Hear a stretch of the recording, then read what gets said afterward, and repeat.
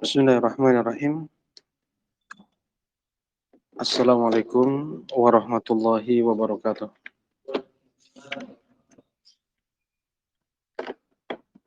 Innal hamdalillah nahmaduhu wa nasta'inuhu wa nastaghfiruh wa na'udzu billahi min shururi anfusina wa min sayyiati a'malina. May yahdihillahu fala mudhillalah wa may yudlil fala hadiyalah. Asyhadu an la ilaha illallah wahdahu la syarikalah wa asyhadu anna Muhammadan abduhu wa rasuluh sallallahu alaihi wa ala alihi wa sahbihi wa sallama tasliman katsira amma ba'd. Qala Allah Ta'ala fil Qur'anil Karim, ya ayyuhalladzina amanu taqullaha wal tanzur nafsum ma qaddamat lighad wattaqullaha innallaha khabirum bima ta'malun. Alhamdulillah,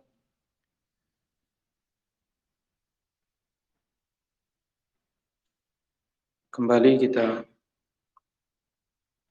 melanjutkan kajian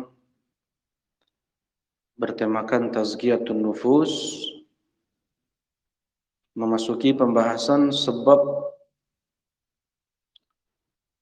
hati berpenyakit. Nah,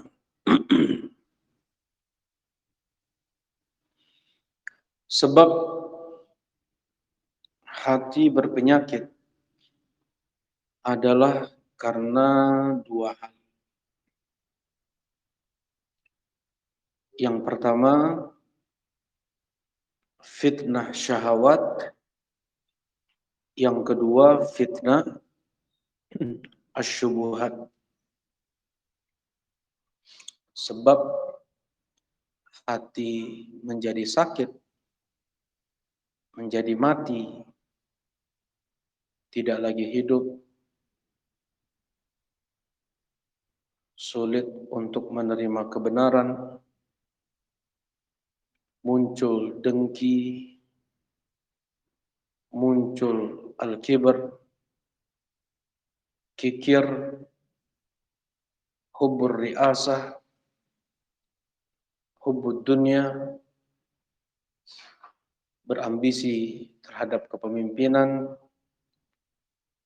berambisi terhadap dunia. Sebab penyakit-penyakit hati tersebut kembali kepada dua hal. Yang pertama adalah fitnah asyahawat, yang kedua fitnah syubhat. Fitnah syahwat, hawa nafsu, ini yang merusak niatan-niatan seseorang.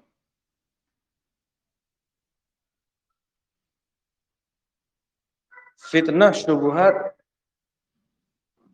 yang merusak akidah, merusak tauhid, yang merusak iman. Dan Rasulullah Sallallahu Alaihi Wasallam telah mengajarkan kita setiap sebelum salam untuk berdoa meminta perlindungan dari dua fitnah dahsyat ini. Allahumma inni a'udzubika min adzabi jahannam wa min adzabil qabr wa min fitnatil mahya wa min fitnatil mahya wal mamat wa min fitnatil masihid dajjal. Fitnatul mahya, fitnah kehidupan hanya dua, yaitu fitnah syubhat dan fitnah syahwat. Kalau fitnatul mamat apa? Fitnah kematian. Pertanyaan di alam kubur, man rabbuka wa ma dinuka wa man nabiyyuk. Fitnah kehidupan dua, yang membuat seseorang rusak akidahnya, rusak tujuan hidupnya, lupa dari hakikat dia diciptakan oleh Allah Subhanahu wa taala, bersuudzon dia kepada Allah, dan suudzon kepada Allah itu adalah puncak dari seluruh maksiat yang ada di dunia ini. Nah, suudzon kepada Allah. Sebelum dia bersuudzon kepada manusia, dia bersuudzon terlebih dahulu kepada Allah. Kesyirikan adalah bentuk suudzon kepada Allah. Maksiat apapun, kebid'ahan adalah bentuk suudzon kepada Allah, dan itu pembahasannya panjang, ditulis panjang lebar oleh Al-Hafidz Ibnu Qayyim rahimahullahu taala dalam kitab-kitab beliau. Nah, jadi sebab penyakit dalam hati adalah karena dua fitnah ini, yaitu syubhat dan syahwat. Dan Rasulullah Shallallahu Alaihi Wasallam dengan jelas beliau bersabda, tu'radul fitan 'alal qulub ka'ardil hasiri 'udan 'uda. Masuk fitnah ke dalam hati bagaikan helaian daun tikar, sehelai demi sehelai, jadilah tikar yang lebar. Sebenarnya hanya susunan dari daun tikar, ya. Permadani yang kita lihat besar hanya susunan dari helaian benang, bahkan benang pun susunan dari atau kumpulan dari kapas-kapas. Baik. Kemudian menjadi permadani selebar. Nah, fitnah, kata Rasulullah Sallallahu Alaihi Wasallam, masuk ke dalam hati manusia itu sedikit-sedikit. Seperti tadi tikar tadi, satu. Nah, fa ayyu qalbin ushribaha nukitat fihi nuktatus sauda. Hati mana yang menelan fitnah, dia tidak mengingkarinya, dia telan, dia menikmati fitnah tersebut. Dan masuk dari dua rongga fitnah tersebut masuk ke dalam hati manusia. Rongga mata dan rongga telinga. Apa yang dia lihat, apa yang dia dengar. Masuk sedikit demi sedikit, dia nikmati. Tidak dia ingkari. Nukitat fihi nuktatus sauda. Maka hati tersebut ditulis titik hitam. Setiap fitnah, setiap satu fitnah yang dia lihat, yang dia dengar, membuat titik pada hatinya, satu titik. Satu titik. Wa ayyu qalbin ankaraha nukitat fihi nuktatul bayda. Hati mana yang mengingkari fitnah tersebut, maka tertitik dengan titik putih pada hatinya. Hati mana yang mengingkari? Setiap dia melihat kemungkaran, dia ingkari. Setiap dia mendengar kemungkaran, dia ingkari. Maka yang tertitik dalam hatinya adalah titik putih. Man ra'a minkum munkaran falyughayyirhu biyadihi. Fa illam yastati' fa bi lisanihi, fa illam yastati' fa bi qalbihi, wa dzalika adhaful iman. Siapa di antara kalian yang melihat kemungkaran, maka ubahlah dengan tangannya. Ini bagi yang punya wewenang. Seperti orang tua yang mengingkari kemungkaran yang dilakukan oleh anaknya, pemerintah yang melihat kemungkaran dilakukan oleh rakyatnya, seorang majikan yang melihat kemungkaran dilakukan oleh budaknya. Nah, yang mempunyai wewenang boleh melakukan pengingkaran dengan tangan. Yang tidak mempunyai wewenang tidak boleh. Yang demikian akan menyebabkan fitnah, kekacauan. Nah, masalah apabila tidak bisa mengingkari dengan tangan, maka ingkari dengan lisan. Ingkari dengan lisan. Dia nasihati, dia ingatkan, ya, dengan lisannya dia jelaskan. Fa'in lam yastati, kalaupun tidak bisa dia ingkari dengan lisannya, maka ingkarilah dengan hatinya. Hatinya membenci perbuatan tersebut. Hatinya membenci apa yang dia dengar, apa yang dia lihat. Dan itu menunjukkan selemah-lemah iman dia. Ketika hanya bisa mengingkari dengan hati. Seseorang yang hanya bisa mengingkari kemungkaran dengan hatinya, tidak bisa dia ingkari dengan lisan. Ya, hanya bisa dia ingkari dengan hatinya, ini menunjukkan imannya lemah. Dia nggak bisa berbicara. Ya, karena itu disebutkan oleh Al-Imam Ibn Abil Izz dalam syarh At-Tahawiyah. Nah, bahwasanya mukjizat Nabi Hud, mukjizat Nabi Hud adalah beliau menyerukan tauhid, mendakwahkan tauhid di depan ribuan kaumnya yang pada saat itu mereka semua menentang tauhid. Nabi Hud berbicara langsung ke ribuan kaumnya. Beliau naik ke atas bukit, di depan beliau ribuan kaumnya. Nabi Hud mengajak mereka untuk bertauhid dan meninggalkan kesyirikan sesembahan-sesembahan mereka selain Allah. Tidak sedikit pun bergetar. Tidak sedikit pun gentar, takut. Nabi Hud alaihi salatu wassalam. Dan ini adalah mukjizat Nabi Hud.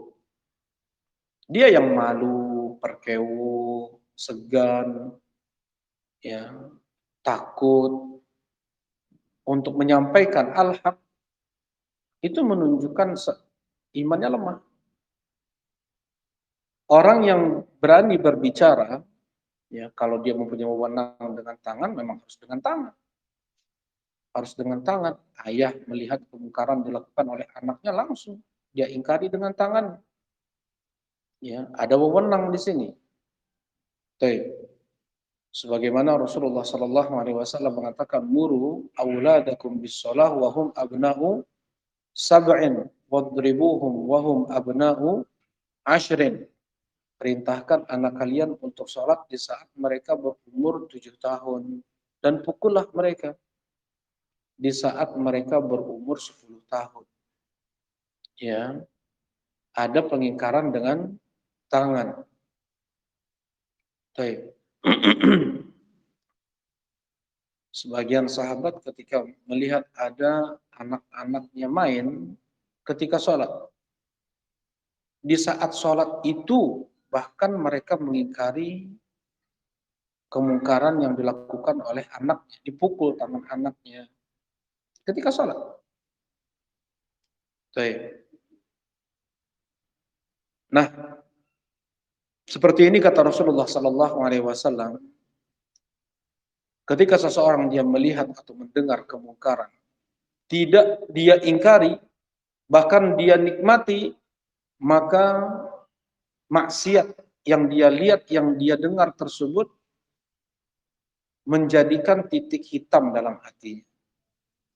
Dan siapapun yang mengingkari baik itu dengan tangannya atau dengan lisannya atau dengan hatinya, maka apa yang dia lihat dengan pengingkaran tersebut akan membuat titik putih pada hatinya.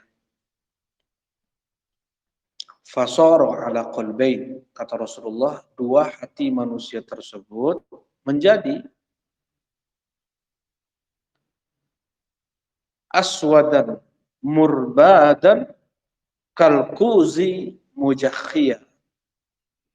Yang satu hitam legam, jadi dua hati manusia tersebut, kata Rasulullah, yang satu hitam legam, bagaikan bagian bawah tungku apabila tungku dibakar dengan kayu bakar, dengan suluh, tentunya menghitam bagian bawah tungku, bagian bawah panci tersebut. Nah, seperti itulah hitamnya hati manusia ketika dia tidak lagi mengingkari kemungkaran-kemungkaran yang dia lihat, yang dia dengar. La ya'rifu ma'rufan wa la yunkiru munkar. Dia tidak lagi tahu mana yang baik, dia tidak bisa mengingkari yang mungkar, dia tidak bisa membedakan mana yang baik, mana yang buruk. Bahkan lebih dahsyat daripada itu, dia menghukumi yang baik itu adalah buruk, yang buruk itu adalah baik.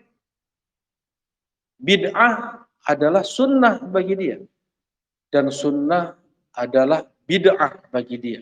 Tauhid adalah syirik, yang syirik dia lihat itu adalah tauhid, memberikan hak orang-orang soleh, memuliakan orang soleh, padahal kesyirikan.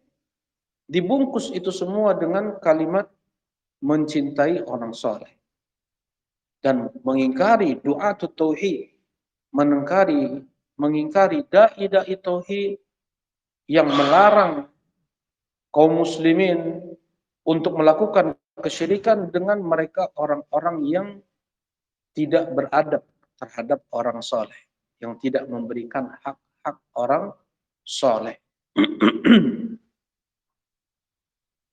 Mereka melihat yang hak adalah batil, mereka melihat yang batil adalah hak. Dan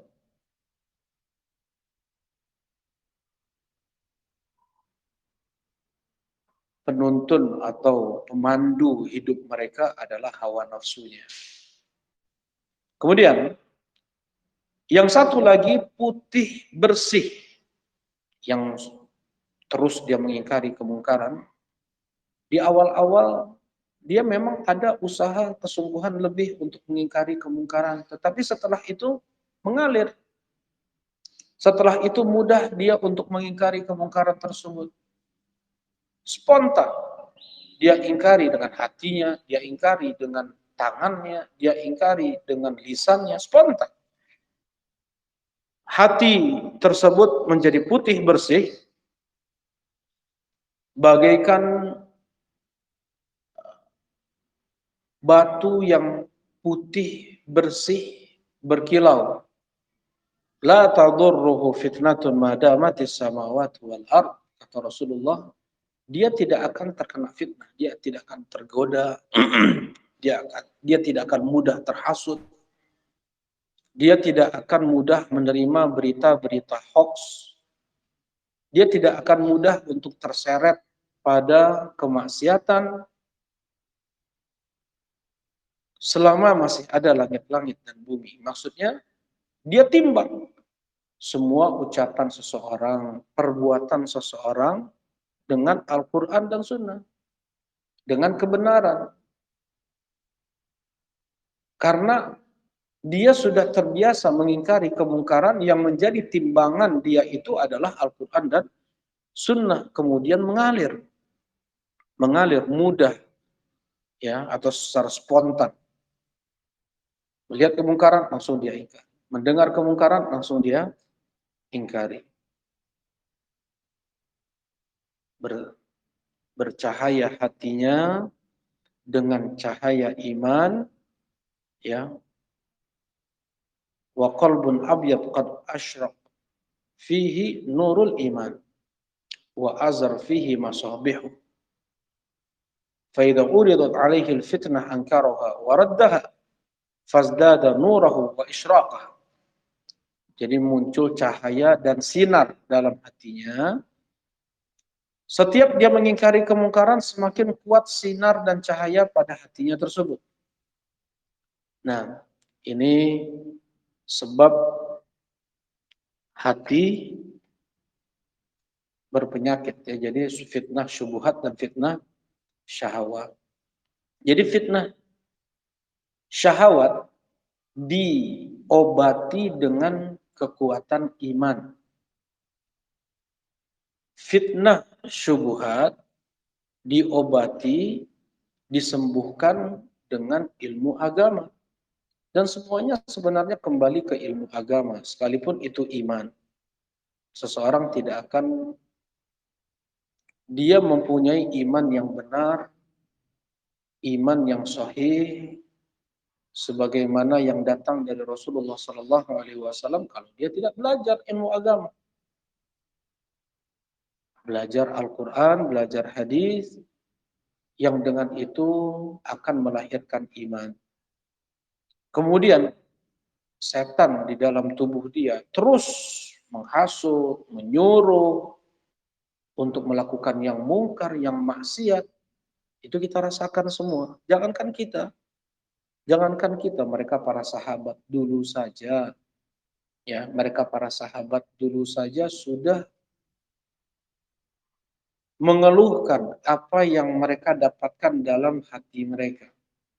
Rasulullah Sallallahu Alaihi Wasallam, ya Rasulullah, inna najidu ahaduna ma yata'azam ahaduna ayyatakallama bih. Ya Rasulullah, kami dapatkan dalam hati kami, nahnu najidu fi anfusina. Kami dapatkan dalam hati kami sesuatu yang itu sangat besar, tidak mungkin kami ucapkan. Suatu kufur, kesyirikan, kemunafikan, berbagai macam bentuk maksiat. Ya, kita mendapatkannya di dalam hati-hati kita. Kemudian Rasulullah Shallallahu Alaihi Wasallam bertanya kepada para sahabat tersebut, awaqad wajadtumu, sudah kalian dapatkan itu? Was-was, bisikan-bisikan setan tersebut. Inna nafsala ammaratun bisu, kata Allah di surat Yusuf. Sesungguhnya jiwa selalu menyuruh pada yang buruk, yang jahat, yang maksiat. Inna syaitana yajri min ibni Adam majrad dam. Sesungguhnya setan itu mengalir di tubuh manusia di mana ada pembuluh darah. Di tubuh kita ini pembuluh darah di mana-mana kecuali hanya rambut dan kuku saja. Dan setan merajalela di tubuh kita. Dia mudah untuk menghasut apa yang kita lihat, apa yang kita dengar, apa yang kita sentuh, apa yang kita ucapkan dengan lisan. Nah, Rasulullah mengatakan, kalian sudah dapatkan itu? Iya ya Rasulullah. Dzaka mahdul iman. Dzaka sharihul iman. Itulah semurni-murni iman. Itulah seterang-terang iman. Apa maksudnya? Bukan bisikan itu yang dikatakan iman, tetapi perlawanan hati, pengingkaran hati terhadap bisikan-bisikan tersebut, itulah iman.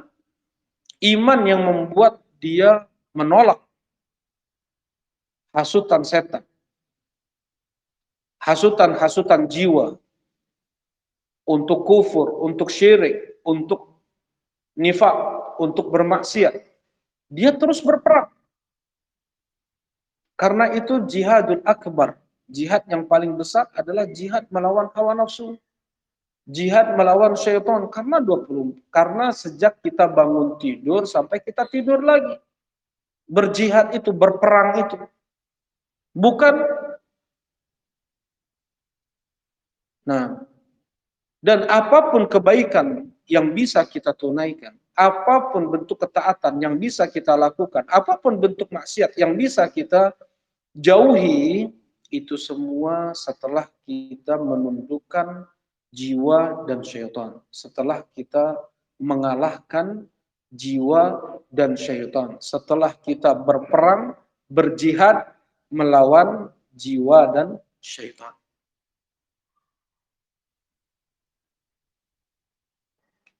Dan jangan sampai seorang muslim dia mengikuti atau memperturutkan apa kata bisikan hatinya. Ingat, setan semakin kuat. Was-was dalam hati semakin dahsyat. Ketika di kali pertama dia sudah mengiyakan atau memperturutkan apa kata bisikan tersebut. Ya. Dan ini menimpa berjuta bahkan banyak kaum muslim. Ya. Jangan diberikan apa yang dikatakan oleh setan tersebut. Misalnya batal sholatnya, batal wudhunya tuh. Oh, sikunya belum dicuci. Dia sudah selesai wudhu nih. Dia sudah selesai wudhu. Kemudian ada bisikan. Ya, sikunya belum terbasuhi. Dia sudah sempurna. Dalam sholat belum baca Al-Fatihah, belum sempurna takbiratul ihramnya. Nah, itu jangan kalau seseorang dia yang sudah terkena sakit was-was, yang kita sampaikan kepada dia adalah jangan kau perturutkan. Jangan diperturutkan, jangan diiyakan, jangan diikuti. Enggak, antum sudah baca Al-Fatihah. Antum sudah baca, antum sudah selesai, sudah sempurna wudhunya, sudah kau cuci sikumu, ya mata kaki, tumit, misalnya ketika berwudhu, sudah sempurna, sholat aja. Sampai Rasulullah Shallallahu Alaihi Wasallam memberikan arahan kepada orang yang suka terkena was-was dalam salat.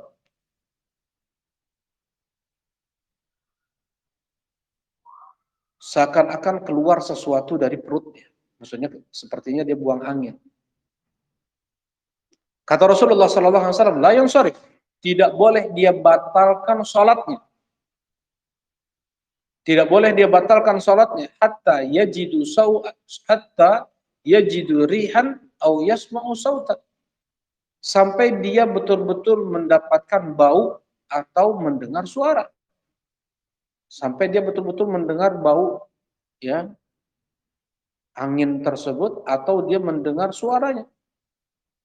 Ya. Jadi acuhkan, jangan diperturutkan, jangan diiyakan. Dan ini obat yang pertama kali disampaikan oleh seluruh ulama kepada mereka yang sudah terkena penyakit was-was.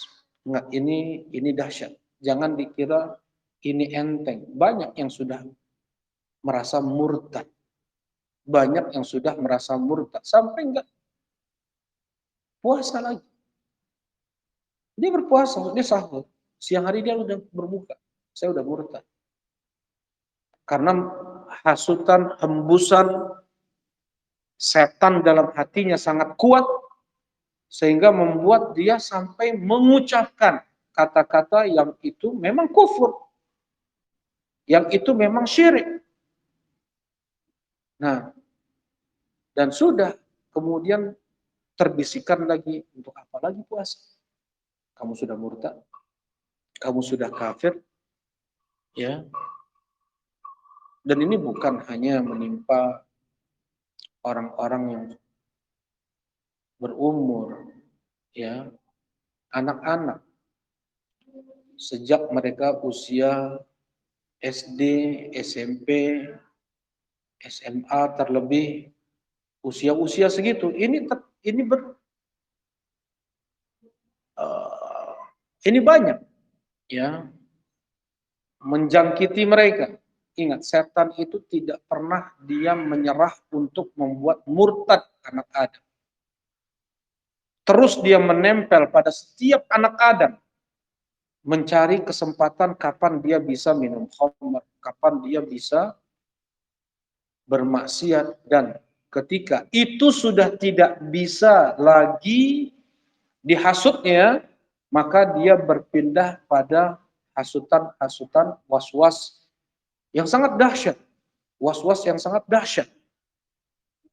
Ya, ketika maksiat zahir sudah tidak bisa lagi ditaklukkan oleh setan agar dilakukan oleh mereka, maka masuk pada apa? Mereka beralih pada was-was. Jadi tingkatan kedua itu. Ada sebagian kaum muslimin susah untuk disuruh minum khamr, untuk disuruh mencuri, untuk disuruh berzina, untuk disuruh berjudi, riba, dan yang lainnya, susah. Tetapi setan banyak caranya. Sudah berpuluh ribu tahun setan, atau beratus ribu tahun setan, dia memberikan atau dia melakukan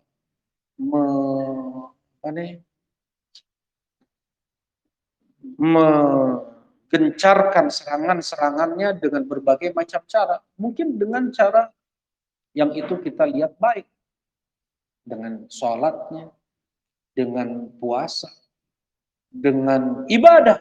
Setan bisa masuk dari sana. Dia berlebih-lebihan dalam ibadah, sehingga meninggalkan hak dirinya, hak istrinya, hak anaknya, hak orang tuanya. Dia sibuk dengan sholatnya, sibuk dengan zikirnya, sibuk dengan baca Qur'annya. Nah,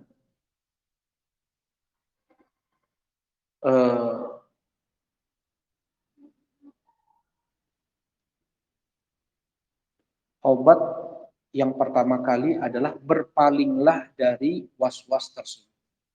Jangan terus dia pikirkan, tetapi dia langsung beristi'adzah, meminta perlindungan kepada Allah, dan dia imani yang hak apa yang datang dari Al-Quran dan Sunnah Nabi. Permasalahan takdir gitu juga, ya, masuk dari permasalahan takdir, ya. Tanamkan, Allah tidak menyuruh kita untuk menyingkap takdir perorangan manusia atau diri kita sendiri. Yang datang perintah dari Allah dan Rasul-Nya adalah untuk kita mengerjakan apapun yang diperintah oleh Allah dan kita menjauhi apapun yang dilarang olehnya. Karena akal kita tidak bisa menyingkap rahasia-rahasia qadar, takdir Allah. Itu justru yang menyeret, yang membuat seseorang bisa jatuh. Nah, ini anak betul-betul lihat betul. Dia punya teman, ya, yang Allah cerdas orangnya, luar biasa pemahamannya. Ketika dia mulai untuk berpikir tentang takdir, itu mulai was-was muncul. Mulai was-was muncul. Yang sekarang, subhanallah, terakhir kabar, dia sudah harus selalu minum obat penenang, obat penenang, ya. Sakit, jadi gila. Sudah jadi gila. Dan memang itu tujuan setan. Di antaranya, selain murtad, adalah membuat gila orang tersebut, membuat gila anak itu. Ya. Nah, dan dengan iman dan ilmu terobati dua fitnah tersebut, fitnah syubhat dan fitnah syahwat. Insya Allah besok kita akan lanjutkan apa saja racun yang bisa merusak hati, yang membuat fitnah syubhat dan syahwat tadi. Apa sih sebab-sebab muncul penyakit-penyakit tersebut? Nah, barakallahu fikum. Insyaallah besok kita lanjutkan. Subhanakallahumma rabbana wa bihamdika asyhadu an la ilaha illa anta astaghfiruka wa atubu ilaik. Assalamualaikum warahmatullahi wabarakatuh.